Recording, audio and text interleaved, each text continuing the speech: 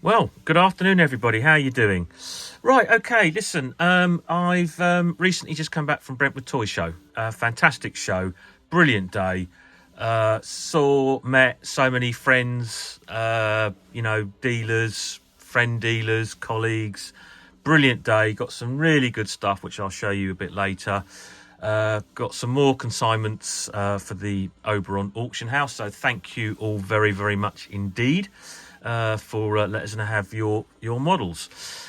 So listen, one of the dealers, we had a sort of pre-arrangement to take some stuff in, which is great, which I will do some videos on. Some really, really nice gear actually.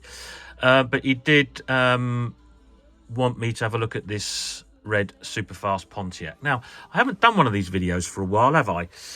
So I thought we'll take you through it. Now, red Superfast Pontiac. I don't need to tell you guys about this.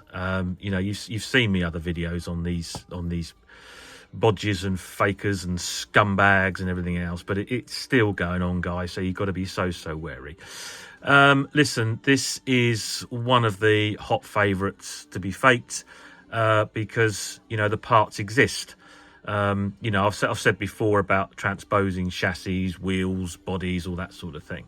But what it comes down to is someone like myself, and without being big-headed, I like to think I'm a Matchbox expert by now. Been doing it long enough.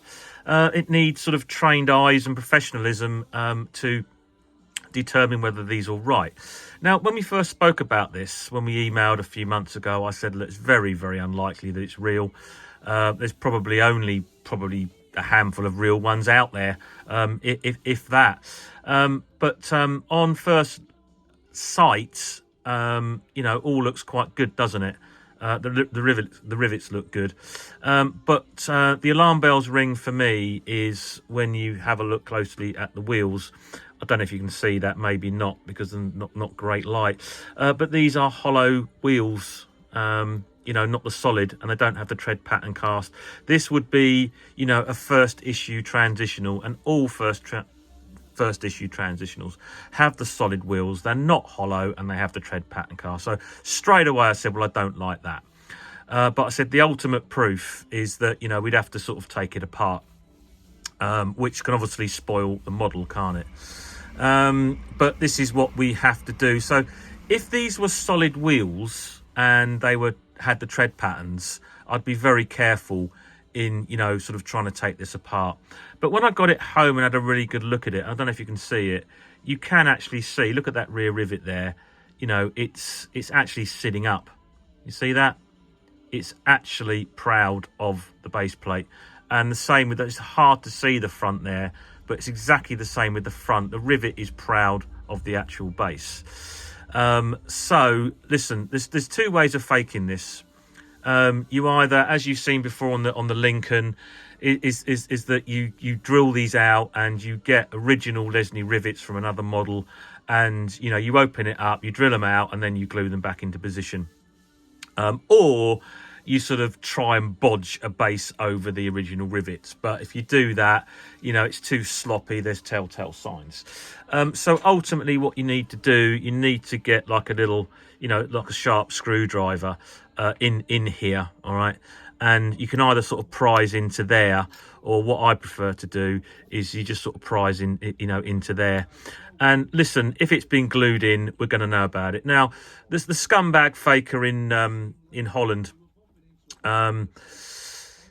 His methods were quite good and hard to detect because he used that sort of chemical metal glue, which is really strong, and his were really hard to sort of take apart. You can do it, and as you saw on the Lincoln, I can completely exposed his fakery, and I think he's gone to ground. So good riddance, you scumbag. But this one was I've actually sort of done this, and it was actually quite easy. That you literally just you can go in there, and you can just look, the base is coming off, and there you go, right? And I'm gonna prise this open here, and then look, you can clearly see in there, look, right, that what's happened here is that they've, I want to try and get in there, drilled it out, got another rivet, and look, glued it in place. I mean, look at that. See that, guys? See? But this guy hasn't filled it up with all the sort of chemical metal and stuff. But funny, once you press it back down, look, you know, it actually looks sort of reasonably convincing.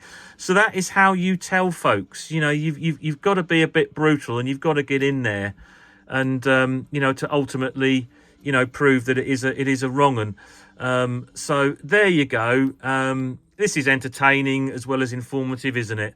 What I'll do, I'll email the dealer and tell him that it's well, I'll show him the video basically, and then with his permission, hopefully we can destroy it, can't we? That'll be fun. I'll find some unique way of destroying it, either with a just smash it up with a hammer, or squeeze it in a vice, or even might get my V8 Ford Zodiac all over it, or me Sportster motorcycle, and just sort of wheel spin all over it or something. That'd be quite fun, wouldn't it? So we let's just watch this space. So listen, thanks for watching. You take care. Beware of the fakes, everybody. If you've got any doubts, you know where I am. If you don't know me by now, then, well, you know, Rockertron Toys, that's who I am. You can find me on the internet. Email me on the address below. Give us a call, whatever. You need any help at all. This is free advice, guys.